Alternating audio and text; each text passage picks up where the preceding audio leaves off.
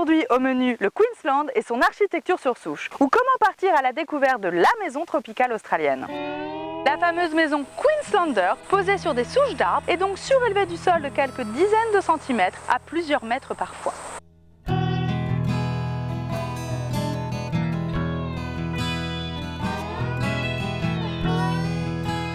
Bref, des maisons posées sur des troncs, un peu en lévitation quoi.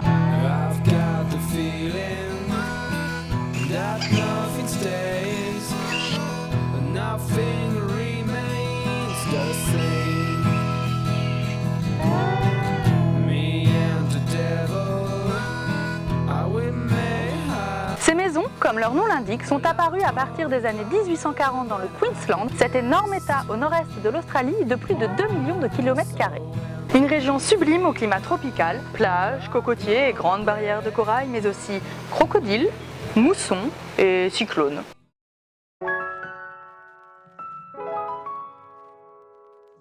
« 1840 ? Tardif, me direz-vous, pour développer une technique de construction. Certes, mais pas au regard de l'histoire de l'Australie. Un climat compliqué, peu de ressources et un manque d'eau crucial qui poussèrent les aborigènes à se déplacer en permanence pour trouver leur nourriture. Bref, une terre peuplée de nomades et de nombreuses croyances, jusque dans les années 1770, date à laquelle les premiers colons européens débarquèrent sur ces côtes tant rêvées et s'y installèrent.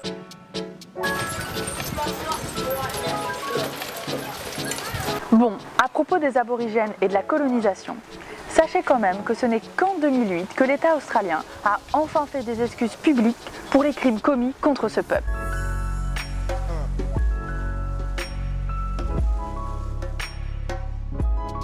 Ces petits nouveaux furent alors obligés de se construire leur maison, et ce en s'adaptant à un environnement bien loin de leur Europe natale. Un petit peu de vinaigre pour les piqûres de méduses. Par contre, pour les crocos, moi j'ai que dalle. Cette technique sur pilotis, essentiellement utilisée dans la construction de maisons individuelles, se développa donc très rapidement.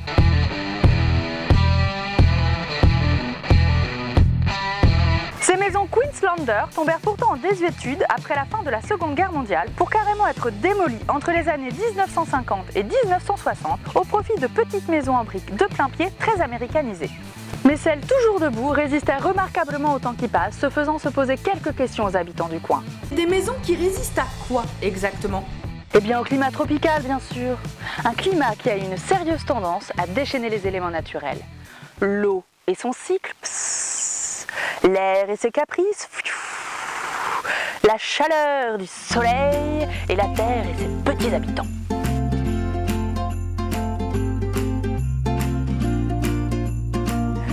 Question des colons, enfin de quiconque arrivant sur une plage déserte. Avec quoi allons-nous construire nos maisons? Eh bien du bois. Le souci, c'est qu'avec ce climat, ils se sont vite rendus compte que de petites bébêtes pas forcément sympathiques allaient s'inviter à la fête. Des termites. Les termites sont un véritable fléau en architecture. Ces insectes, qui aiment les endroits chauds et humides, ont la particularité d'installer leur nid dans le bois, racines, troncs et par là même les charpentes. Elles y créent des loges pour leurs œufs, qu'elles relient par des milliers de galeries. Elles sont ainsi capables de ronger une charpente de l'intérieur en à peine quelques mois.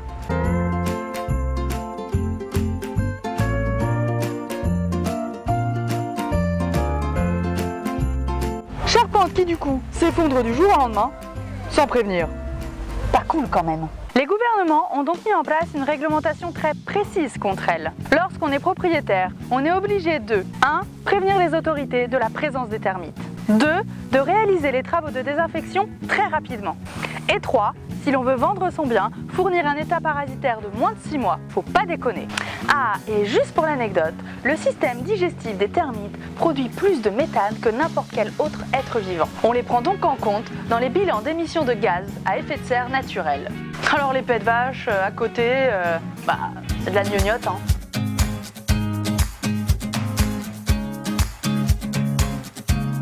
Blague à part, pour échapper aux termites, les habitants de Queensland ont donc décidé de surélever leur maison pour limiter la quantité de bois en contact avec le sol.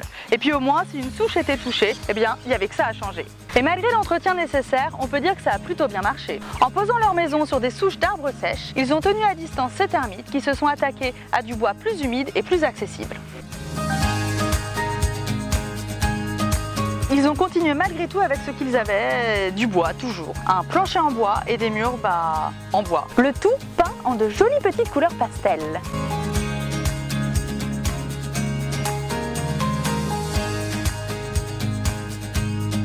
On accède alors à la maison par un grand escalier extérieur menant lui-même à une grande terrasse profonde et ombragée. Tout comme le sous-sol, cet espace extérieur fait partie intégrante de la maison, une véritable pièce à vivre révélant un mode de vie tourné vers l'extérieur.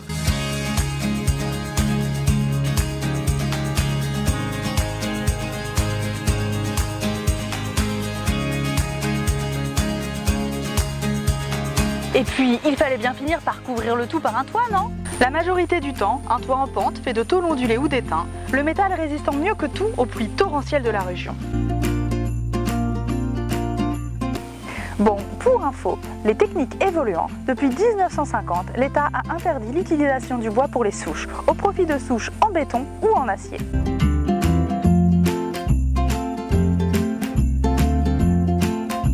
Bon, aujourd'hui, le vide est souvent fermé par des claustras.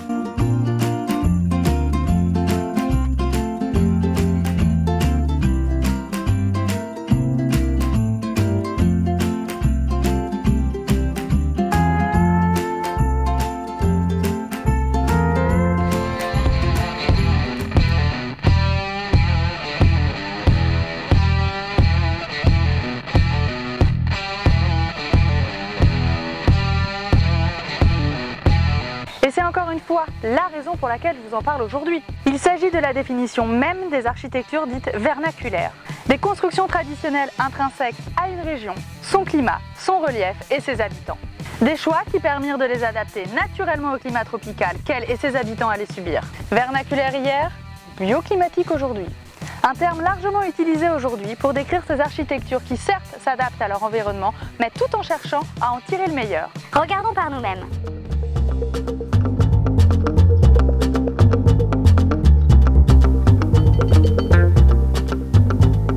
Le principe de la surélévation ne permet pas seulement de s'éloigner de petits insectes indésirables. Il permet également de s'adapter aux variations de terrain sans terrassement afin d'éviter les phénomènes de tassement ou d'affaissement des maisons. Dans les régions où les vides sanitaires sont préconisés, on constate 4 fois moins de sinistres qu'avec une construction en terre-plein, et ce pour un coût 10 fois inférieur.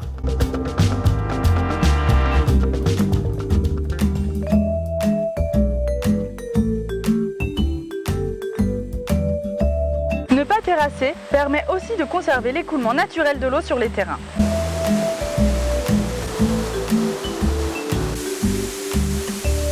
Dans une région où des pluies torrentielles s'abattent depuis toujours, il est plutôt de bon augure de ne pas trop changer la déclivité du sol, afin que l'eau circule comme à son habitude, et ce, avec le minimum d'obstacles. Un espace tampon permettant de limiter les désordres liés à l'eau. L'humidité latente du sol, la présence d'une nappe phréatique, inondabilité, bref, tout un tas de choses quoi.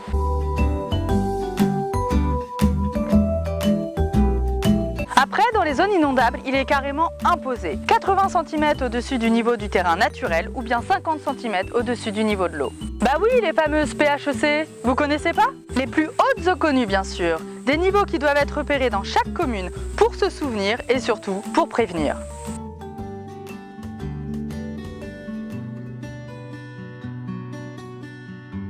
On imagine bien que surélever sa maison permet de la ventiler naturellement, et ce, sur toutes ses faces. Mais ce n'est pas ça le plus intéressant. Connaissez-vous l'effet Venturi? Du nom du physicien italien Giovanni Battista Venturi, cet effet est un phénomène de mécanique des fluides assez simple. Si le débit de fluide est constant, l'air autour d'une maison par exemple, mais qu'à un moment le volume dans lequel il circule, le vide sous la maison par exemple, se réduit, sa vitesse augmentera pour conserver le même débit et ressortir de l'autre côté. Bah voilà comment créer un courant d'air, non? Et à l'intérieur de la maison, c'est le même débat, et ce, en croisant les systèmes de ventilation naturels. De grands intérieurs peu cloisonnés avec quelques zones de dépression, facilitant le déplacement de l'air comme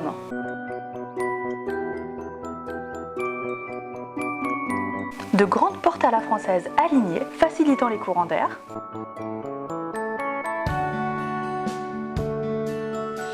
Des volets à lames permettant de laisser la maison ouverte aux 4 vents constamment.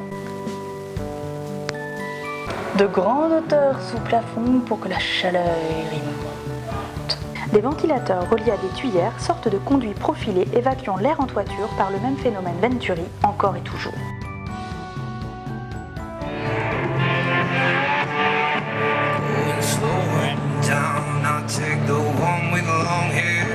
J'ai super chaud. On cherche à faire descendre les températures, non? Mais surtout, cherchez quelque chose de simple. L'ombre. D'où la surélévation, et par là même, l'occupation du sous-sol extérieur ainsi créé. Un sous-sol où l'on peut tenter de faire baisser les températures grâce à des systèmes vieux comme le monde. Les Australiens tendaient de grands filets préalablement trempés dans l'eau qui par évaporation rafraîchissaient l'atmosphère. La viande et le lait pouvaient ainsi être conservés relativement au frais pendant 1 ou 2 jours. Un frigidaire bricolé. Même technique que les cascades ou les fontaines dans les patios, la ventilo-humidification ou evaporative cooling, idéale dans les zones tropicales sèches, permettrait de faire baisser la température de 5 à 10 degrés. Énorme, non? Ombre? Eh ben, notre grande et profonde terrasse alors. Couplée avec une toiture en débord, elle fonctionne comme une façade écran, qui a même donné son nom à des architectures d'autres régions, architecture filigree, qui veut dire filigrane.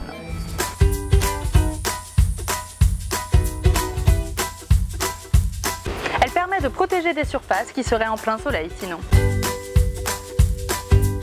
Des surfaces plus sensibles que d'autres, comme le verre par exemple. Prévoir en dépoli afin d'adoucir la lumière du soleil tout en la diffusant largement. Et enfin, une bonne isolation des murs mais surtout des plafonds. Créer des combres et les isoler permet de réduire de 50% les apports de chaleur à travers la toiture.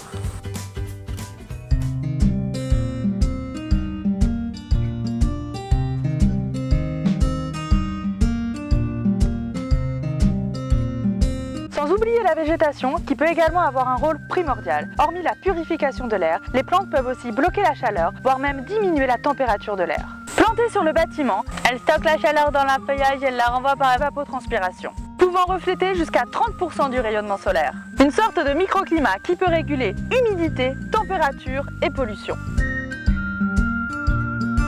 Mais là encore, il faut bien choisir ses plantes en fonction de multiples facteurs locaux. Notre bonne vigne vierge est une habituée de nos maisons de campagne par exemple, mais plus adaptée à une grande et belle demeure pour porter son poids qu'une toute petite maisonnette qui pourrait en souffrir.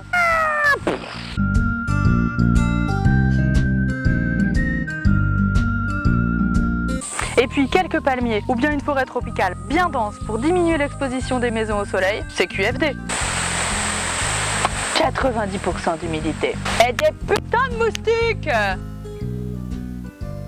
Bref, une maison sur pilotis semble être une réponse d'un point de vue bioclimatique à des climats tropicaux, permettant de rafraîchir l'enveloppe de la maison et de favoriser la circulation de l'air. Mais attention, à l'inverse, pour un climat continental, une maison sur de tels pilotis pourrait consommer plus d'énergie pour maintenir une température intérieure convenable. Le plancher ne profiterait plus de l'inertie thermique du sol et serait en contact avec un air extérieur soit trop chaud, soit trop froid. Pourquoi réinventer la roue? Réactualisons tout bonnement les principes simples et efficaces des architectures vernaculaires. Un patrimoine qui, lorsqu'il est préservé, est à réexploiter d'urgence. Du bon sens qui peut répondre aux questions et besoins de villes plus durables. Et juste pour info, vous saviez que si la température des océans montait encore de 2 degrés, bien la barrière de corail, plus rien, mort, que dalle.